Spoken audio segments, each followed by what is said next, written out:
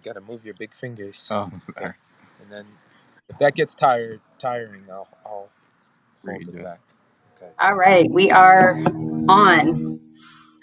Welcome, everybody. I want to go ahead and get started on time today because Kyle has so graciously agreed to appear, and I know this is a very busy day for him. It's election day, and so if you live near me in the Pennsylvania State Senate District 19 and you haven't already voted, you have 5 more hours to Lisa, go and do so. what municipality are you in again? I live in Avondale Borough. Okay, I'm out here in Oxford right now. So You're in Oxford. Okay, so he's in Oxford. If you want to go say hi at one of the precincts there. But we wanted to have a quick chat about kids and race. And the reason that I invited Kyle is that, first of all, when you think about should I invite a minister to come speak or a teacher to come speak or a school board member to speak, he just checks like all the boxes, including being president of a local chapter, the Westchester chapter of the NAACP. So that's why I have him here today. If you want to ask a question, go ahead and type it on the right-hand side or type it as a comment and we'll see it on our right-hand side. But Kyle, I just want to ask you, for people like me, and I'm just a middle-aged mom sitting at home in a quarantine, watching all this, and all I can think of is that, this is not the world I want to live in. This is not the world I want my kids to grow up in. What can we do? I like leading with that question. It's a big question. The first thing is seek to have greater understanding of one's own privilege and one's own place in the issue. And I'm not going to say place in the problem. We know it's a problem, but place in the issue.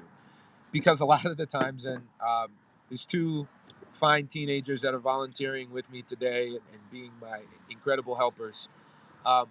They witnessed me have a conversation with a pastor, and we were just talking about our various perspectives, and it was a challenging conversation for a couple of minutes. And that's not why I'm out here in Oxford, but what I've learned through my experiences is that's why I'm here, among other things, is to lean into sometimes the difficult conversation and to do it in a difficult way.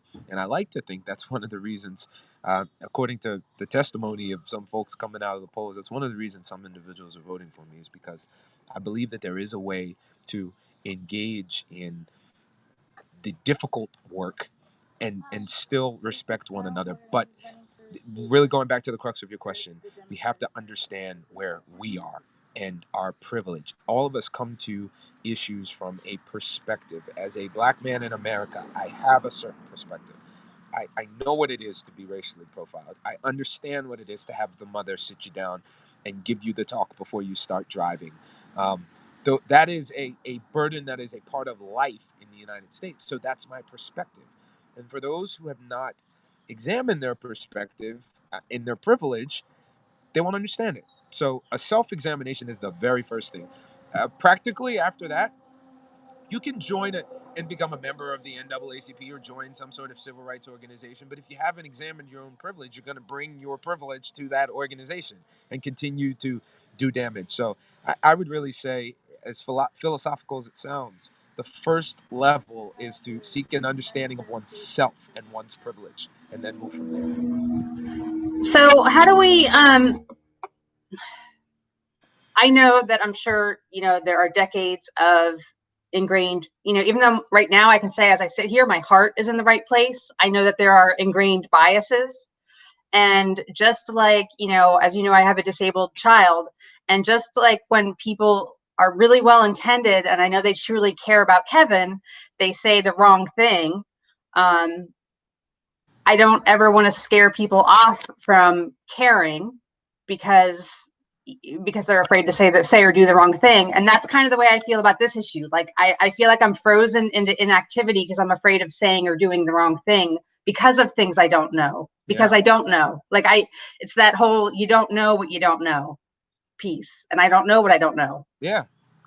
Learning. I'm glad you said that.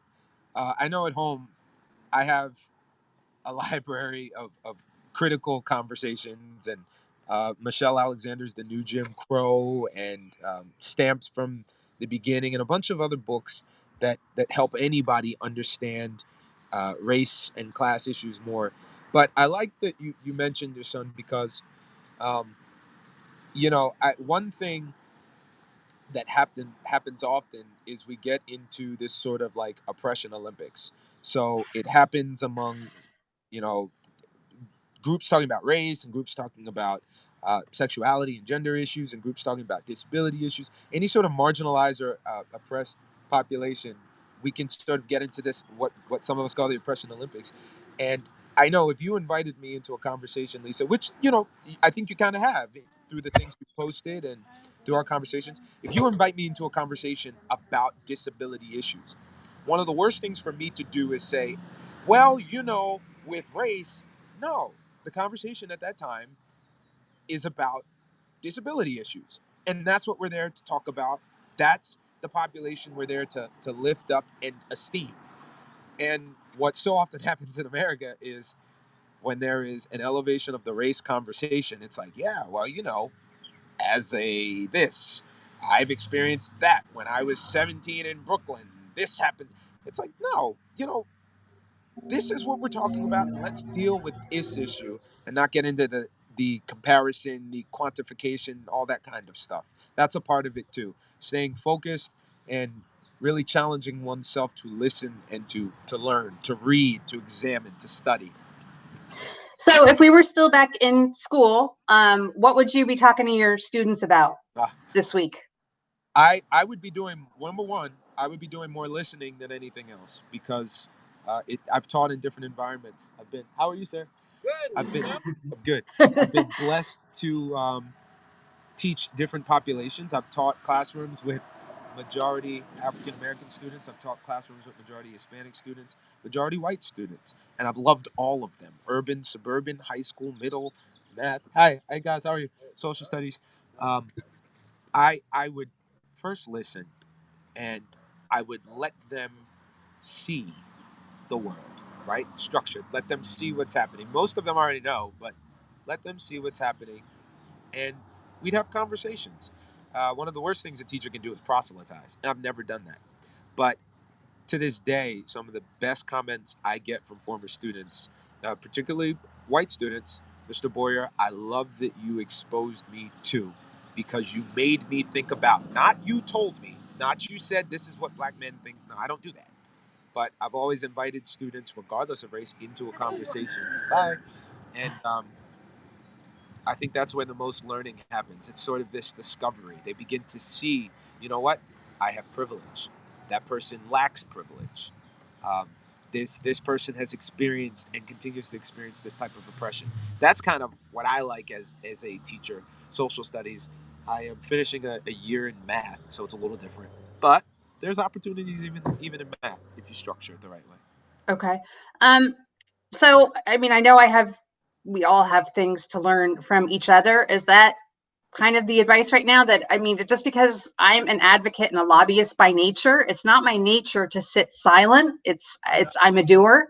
But you're saying to He just just kind told of, me I was awesome, and he's a Republican.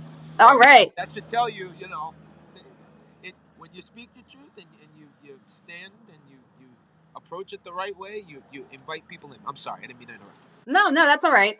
Um, so are you saying right now, as for those of us who are activist minded and we're doers and we like to do things, we like to help, but you're saying just right now, sit and listen and learn, and that's really Yeah, I don't want to make a false dichotomy. There, you can definitely attend the rallies and peacefully and demonstrate. You can also support honorable police at the same time and make sure that they know that you want them to be protected. I mean, when these things aren't mutually exclusive, but um, I think for some people there's always this sense to like do. Sometimes doing is just being an ally and just join. What are you doing? I see you all as an oppressed group. What can I do? Ask. There is a local okay. chapter of the NAACP wherever you live, whoever's watching. Seek out the leadership and ask.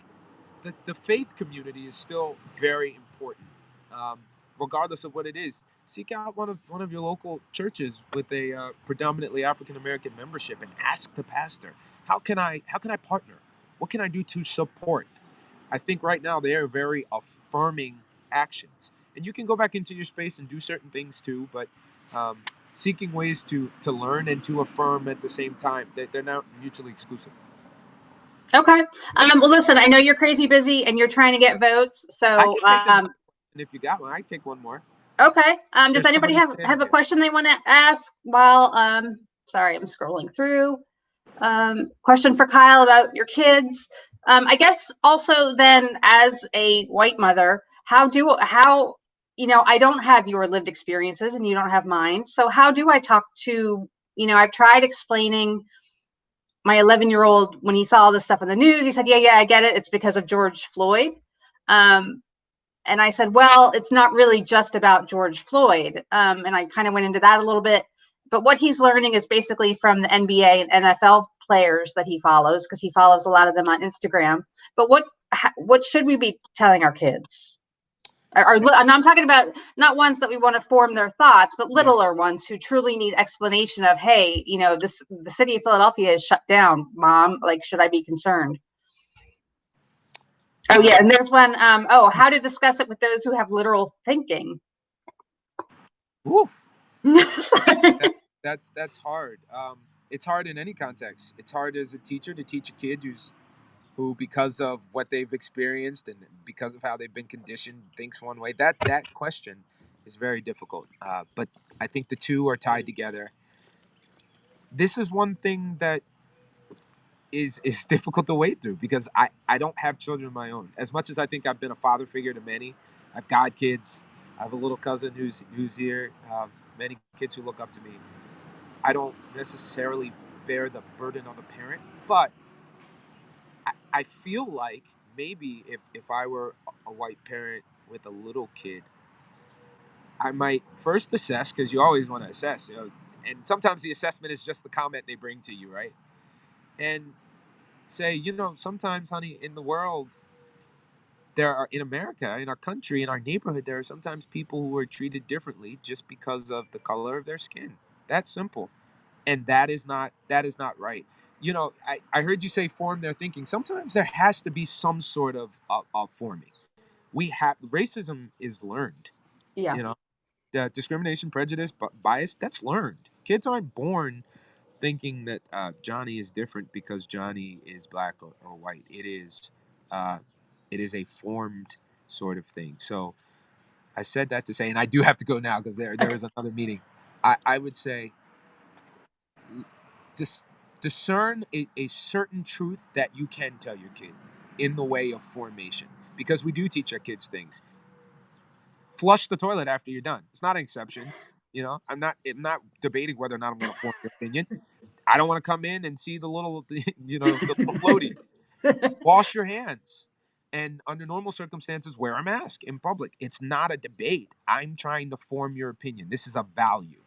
It has to be a value that in our family, whether that be because it's our faith, because that's our values, however you form it, we treat people right regardless. Not this fake we don't see color thing. Everybody looking at your screen sees a brown face. So I don't want to pretend to not see color. No, we do. But we treat people right regardless of the color. That's the value that should be formed. Okay. All right. Well, since you have to go, good luck today. Unfortunately, we're Thank not you for going to the have our opportunity. results for a week, right? No, I don't. No, we better get ours. Oh, Governor Wolf said he was giving a week to count mail-in ballots. I think in just those six counties, Philly, Oh, Erie, okay. Delaware, um, it may be Berks, but it's only six counties, not Chester. So get those mail-in ballots to voter services before 8 o'clock. Thank you Okay. so much, Lise. Gotcha. Thank you so much. Bye. Bye-bye. Okay, I'm going to stay on for just another minute or two because I see some questions about literal thinkers and, autism, obviously more literal thinking, kids on the spectrum. I'm going to try to dig up a list of resources and books, in particular, books about racism and discrimination and books about just books about this, but particularly those written by Black authors, because I think that's something that needs to kind of get out there. So I will be transcribing this as I always do and sending it out. And that's it. I'm sorry I couldn't be longer. Sorry it was only 15 minutes today, but again, it's election day and he's out campaigning. So just another reminder, if you are in Washington, D.C., Indiana, Iowa, Maryland, Montana, New Mexico, Pennsylvania, Rhode Island, South Dakota, and Delaware, those are the states that have your primary today. So please go out and vote. Okay. Thank you so much.